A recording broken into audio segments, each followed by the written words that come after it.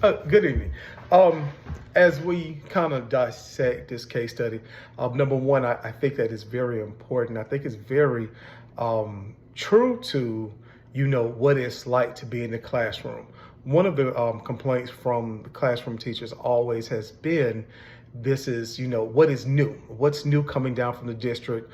What is something now that teachers now have to do? What is now added to our plate, our palette of this ever-changing thing that we call education?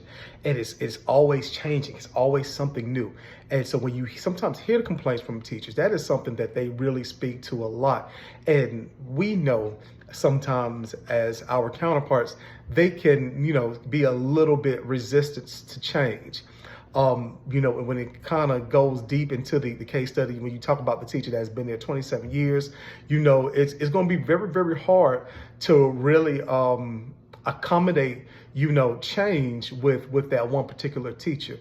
And so as I think about what's going on in this conversation, what really resonated with me was that teacher, Miss Clay, was that teacher who really saw, from a legal standpoint, what the disservice to the children was in terms of, why are we having all the children in one class? And it's not fair to every single learner. Every single student has, the opportunity to a free and clear education. And so when I look at it, and it's a lot of different factors, but one of the things from a professional lens, number one, are we staying in compliance? Are we having those conversations with our LTSC, our lead teacher for special education? Are we in compliance with our 504s?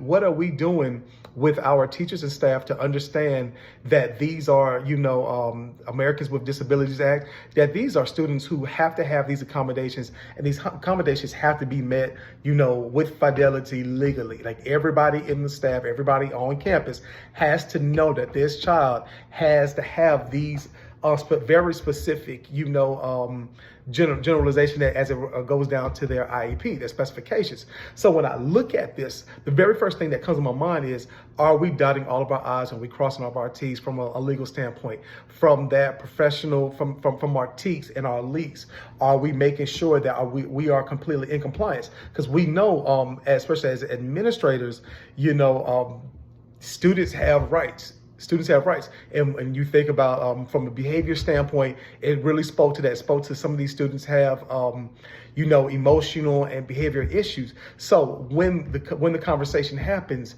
and you have to do a MDR, manifestation determination review, are we in complete compliance? And so when I look at it from the lens of the framework, are we doing what's best for the children? We make decisions at Kessler Elementary School for the children. We don't accommodate adults. Whereas we want adults to be, we happy. We want to keep everything happy with we want that great camaraderie, but we make decisions based off the needs of adults.